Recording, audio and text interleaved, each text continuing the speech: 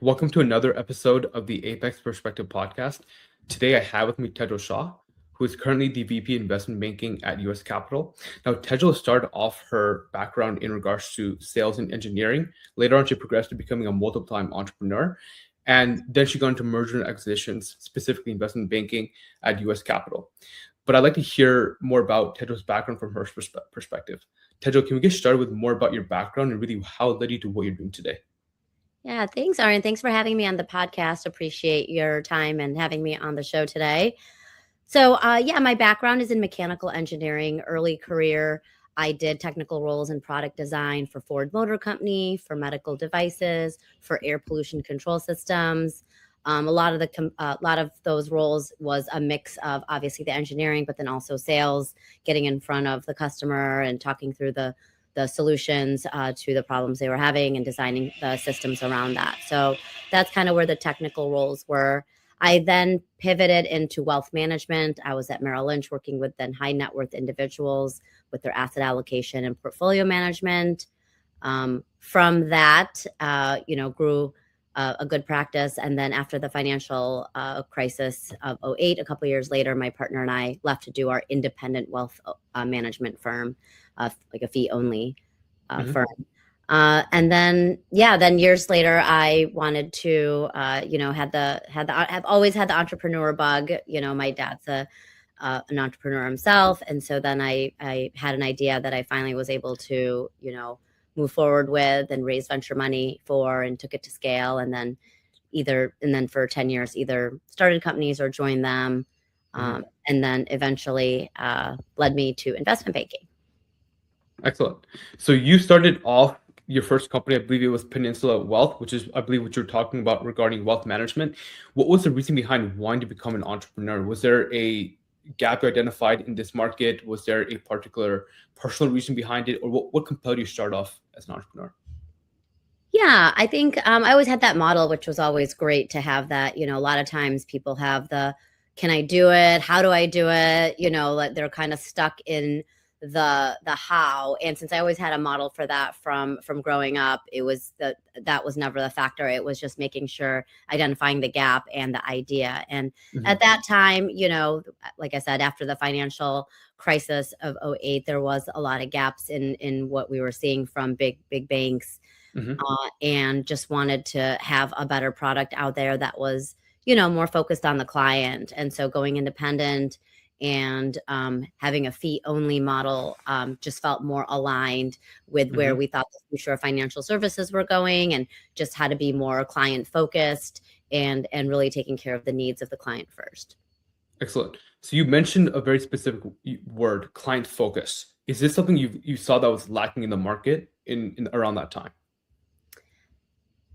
Yeah, I wouldn't say that was lacking per se. Obviously, every institution talks about being client focused, but it's how you're compensated, what the products available to you are. It's more aligning with that. So I don't think there's like a lack of client focus, but it's like the more of the mechanisms of how they're focusing on clients, and are the products and services and payment all aligned correctly? Are you on the same side of the table as the client? So that was kind of more of the gap that we were seeing.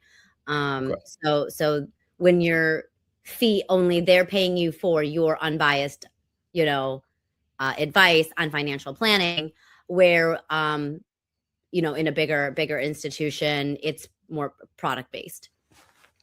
Excellent. Now, when it comes to, I believe it's called Kid Admit, what was the idea behind this particular company? And I'm sure that this was something that you started subsequently to Peninsula Wealth as well. Yes, that's when as I mentioned, I had left to start my first startup, and this was a personal pain point that I experienced and had a really big vision for my first startup. Still hasn't really been addressed to date, but yeah, it was a really large data play on the pain point of digitizing information and processes we were starting with the kids preschool process. It was all paper at the time. So digitizing that and then getting, robust family data to then add other products and services for the life cycle. And it was a really big vision, but at the time, like people were not really focused on data in the way they are now. Hmm. Also, B2B to C was not as relevant as it is now, and people are finally caught up to understanding the power of that. So yeah, so that was a really big vision. Hmm. It was we executed really well on that. Went nationwide. Really was really I was really proud of our success, but we did run into some just uh, first mover isn't always an advantage. It can be a disadvantage at times. Sure. When you can have a big idea, but if the market's not quite lined up or timing is everything, Hmm. those factor into it a lot. Well, for this particular company, you raised money, you achieved 10x growth. Now, there's something specific you're solving in the market. Now, as far as early education specifically, what was lacking and what need was this filling? Yeah, well, early education that was not even a venture backed thing Okay. at the time. So we were really proud that not only were we able to establish a new industry in venture, we got backed by some amazing VCs, and then after that, like a lot of funds were created to focus on that. So the what was lacking was just technology and software in the space in general. There was no Hmm. It was very fragmented. It was the same as like a lot of SMBs, and we're still struggling with the fragmentation and all of that. So this space Hmm. wasn't any different in that. Now, I can imagine that schooling districts are very, very different. They have different qualifications. They have different ways they're being specifically run. Was the location or school district, were there certain ones that are more prone to having this requirement to be filled, or do you find this to be a cross? It's something that's largely a need that need to be filled. So the reason why we tackled preschools as opposed to elementary schools is that they're mainly all private. And so it was, kind of easier. It was going to be an easier task to go directly and not deal with, um, you know, the K through 5, K through 8 system Hmm. and the public issue. So the reason is like you want to be able to low barrier to entry. What's going to, you know, Sure. education is clearly very it's a tough one to tackle. I'll say it that. It's a tough to tackle. There's a lot going on. There's a lot of different systems and synergies. So we focused on preschool just because it was more private, it was individual.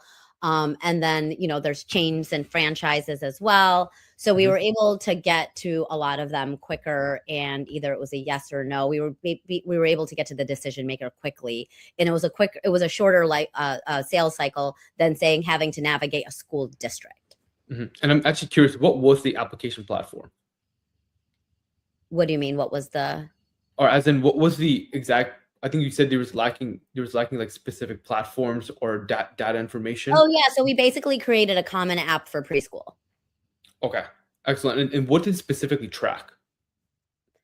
Uh, Basically, so it was a pretty robust data set. It was all the parental information, grandparent information, children's information, address, phone numbers, date of Okay, births. I mean, pretty rich set of data, which I feel like understood. now talking about it seems a little haphazard to be able to be in charge of all that Hmm. given today's way we think about data. But this was something that parents are willing to give. We were managing it, and then obviously with safeguards and safe rails. But then the goal was to then create a platform where they could change information, update it, Okay, get, very specific recommendations based on, how old their kids are, where they live, just to really take out the headache of all the research and, all the time spent, uh, finding the best for your kids. understood. And as far as getting into investment banking specifically, mergers and acquisitions, how did that transition happen, and how did you make that decision? Yeah, I spent 10 years in early stage startups, either starting them or joining them, and didn't have any big exits. So it was a time where I needed to kind of figure out, do I want to continue? Because it's all in consuming. I mean, there is no stop button when you're part of a startup. And Yeah. it's great when you're in it and really solving a need. But I got to a point where 10 years was a little bit rough, and I needed a little bit of Mhm. a change. And so the opportunity, I mean, I've raised capital for my own companies, other companies, and investment banking is, just a service in that way as well. So this way I was able to take one part of my previous role and just do that. So instead of doing everything, I get to focus on one thing. So probably the only one of the few investment bankers out there that thinks that this was a more chill job than their Okay. former, because no one thinks Well, investment as a bank founder, as, everything is unpredictable. yeah, exactly. Being a founder, is one thing. So anything is chill in comparison. Sure. And what I was really interested in learning more about is really your due diligence process in terms of mergers and acquisitions.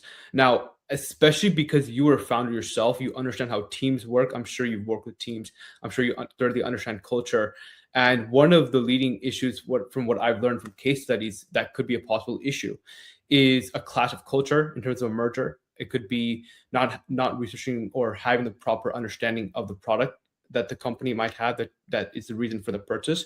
How is your what is your due diligence process, and how has that been impacted by becoming a founder? Yeah, I mean, I think the biggest thing with mergers and acquisitions is I don't think enough time is spent for a young company to ever kind of go in it thinking it in that regard, right? Like, and I'm not saying that that's not the case in others, but in venture-backed companies specifically, and that's what we see a lot here in Silicon Valley. They're always looking for the big exit, the IPO, and obviously our markets have not really been. Um, as robust for that right now. So the last couple of years people have been looking for exits in other ways, but they Mhm. hadn't really planned on that. So the preparation is just lacking just because that hasn't been a focus point. And then otherwise it's a acqui-hire, right? So it's just like a company will just kind of take on your team, and it's an exit per se, but it's not like a monetary exit always. So I think it's just a lack of preparation to Mhm. your point. So, I spent a lot of time, talking companies through as early as possible of having those conversations and thinking about it as a team, thinking about bringing it up as their board, talking to their investors about it, themselves thinking about it first and foremost on what that looks like, and then incorporating that as they continue to grow, as markets change, as their company growth, you know, manifests itself. So preparation as early as possible. It's interesting just in the last few years, people are more willing to have that conversation than they were before. So it's nice to have, to be able to talk to Mhm. founders that are now open to that, because I think it's important. The more prepared you are, the better chances of having that success. If you're not prepared, first of all, it takes a lot longer. It Right. the chances already are pretty high, or low of a proper mergers and acquisition, as we see. Um, Mhm. so it just throws everything off if you've never had a plan on it. So why I ask this question is because, for one example, we can see eBay was acquiring Skype in 2005, or actually did acquire Skype in 2005, and the intention behind doing that is so that the buyers and sellers on eBay were able to meet and talk and be able to converse, build trust easier, to be able to Mhm. make more successful transactions. However, what ended up happening is that no strangers wanted to talk on eBay. So that ended up not being a successful acquisition for eBay. And this is the reason why I would ask this question about what are the critical components to be analyzing in these deals? Because one one is that if there's not a proper understanding of what exactly you're acquiring or what kind of company you're merging with, that can lead to a completely massive unsuccessful acquisition or merger and a loss of wasted time and money. So what are the critical components to be analyzing in these deals? Oh, if I had that answer, I wouldn't be doing my job, because like you said, like you can have everything lined up. Like that's a great example of something that seems so obvious, and it, didn't manifest in the right thing.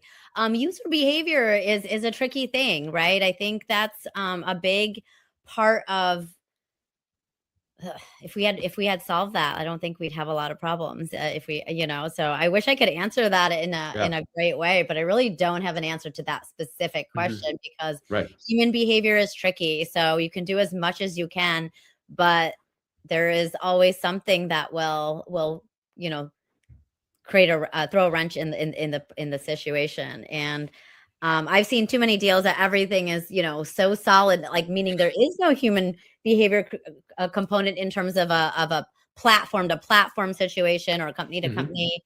Um, and then a market, like like, some market will drop, or act of war will Hmm. happen, or, you know, something will Right. happen. So there's just, sadly, like, those are exceptions to the rule, not the Okay. rule. Um, so I think sometimes we spend too much focus on how can we prevent some of those things. I don't know. Sometimes you just can't. Right. What you can do is follow a process and go through the most optimal stuff, and Hmm. that's pretty much all you can do is Hmm. hedge, make that percentage as high as possible, knowing Right. that, you know. And one point you brought up earlier was having these conversations earlier with the founders. As far as these specific conversations, I know it's really impossible to address these exceptions to the rule. But as far as your experience, what do you think are critical components in general to be analyzing in terms of a merger or an acquisition? I mean, yeah, I mean, if you really take a high level approach, mergers and acquisitions are pretty straightforward, right? Mhm. You want to acquire or merge with a company to, for revenue, for market, expansion, those types of things are pretty straightforward. And I would say if we focus on those types of things, and then optimize for that, is the best. I think where people get into trouble is that they get into a good process, and then that they think there's better or more. And Okay. I think that's where things get a little thing. Like, if it's almost too easy, the human psyche like psychs itself out and thinking like, oh, well, this is so easy. What else is out there? And yeah, you'd always, of course, you want to get another offer or whatnot. But sometimes, like, if it's a good deal, it just is a good deal. Hmm. Interesting. Well, what I would like to do now is go ahead and shift this conversation to more about you, Tejal. And the first question I have for you is, what is something about you or your life that you wish more people knew about?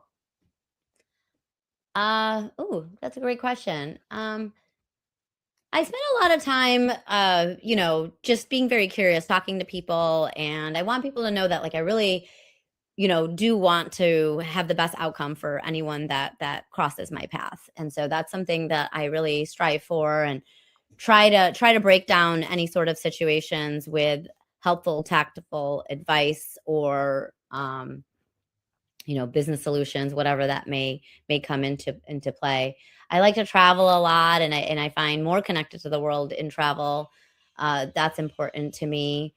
I Yeah, I sometimes see things that I here's one, like, I almost feel like people see the same thing as I'm seeing, and I've in the last few years come to realize that's not the case, so I'm trying Hmm. to better articulate that in times when I needed it wasn't as obvious as before, so still working on that, Hmm. but being like, having the background, and then, being here in San Francisco for such a long time, I I always like to see a bigger kind of picture, and not that the world is just falling apart, even though it feels Hmm. like that sometimes. There is some rhythm and rhyme to it. So I try to take any type of work thing or personal thing that comes my way, and always make sure that people feel heard and seen, because I think that's really important. And at the same time, strategize on solutions if that's what's needed in a pragmatic way.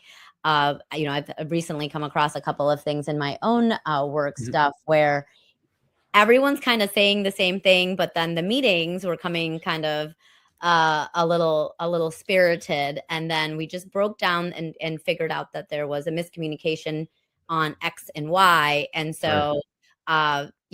so what I want people to know is that I take that really seriously, and really do try to create a good outcome for everyone, to make sure Mhm. that everyone is aligned on the same page. And I like that you mentioned this particular problem, or not so problem, but something that you're working on. That sometimes there's an assumption that people have the same perspective as you, but people grew up differently. People have different experiences, which means they perceive the world a little bit differently. They might perceive problems a bit differently. So that could be applicable to both the work situation, that could be applicable personally. So I really appreciate that perspective. I think it's easy for many people to assume that what you see is what other people see, but sometimes that's really not the case due to differences in experiences and in terms of background. That's a really good point that you made. The other question I actually had for you is, what kind of person were you in your 20s, and what would you do you think you've changed by principle? No, I think the principal part is probably the only thing that's kind of stayed the same. I think uh let's see, from my 20s, I think I was very I guess what people would say type A, and pretty, like goal oriented, and had all like my ducks in a row, and really focused and straightforward, and really, wanted to make that mark. So I think I was unpolished in some areas. I was a little headstrong. Um, so, I don't think so. I think let's see. I'm still opinionated. I still have a lot, but I Okay. think I've where I've changed, my values, my core principles have not changed, but I think I'm definitely a lot more of a listener, and hearing kind of, everyone else's perspective and point of view, and Mhm. trying to figure out, and now trying better to articulate, like, we can agree to disagree, and how to do that better. But yeah, I don't think my values and any of that has really changed. If anything, it's gotten stronger. Love that. So tell me more about what would be your plans for this year, whether that could be professionally or personally. Yeah, I know everyone was like really excited in the beginning of the year, and then we've gotten thrown, to deal with another global situation. So, but I always think that there's always good time for deals, and things to be had. So there's some really exciting things that are happening. So I'm looking forward to continuing working on those, and getting the right folks involved. Uh, I think there's some really great advancements in healthcare, uh, obviously in tech. We're seeing consolidations of other industries. I think there's some really interesting things that are happening, and that's kind of what I'm more looking forward to. I know during these times we revert back to kind of the tried and true, and that's important too. But I think there's some interesting synergies happening as well. So that's kind of what I'm personally looking, or professionally looking, to spend more time in, making, more. I have a global uh,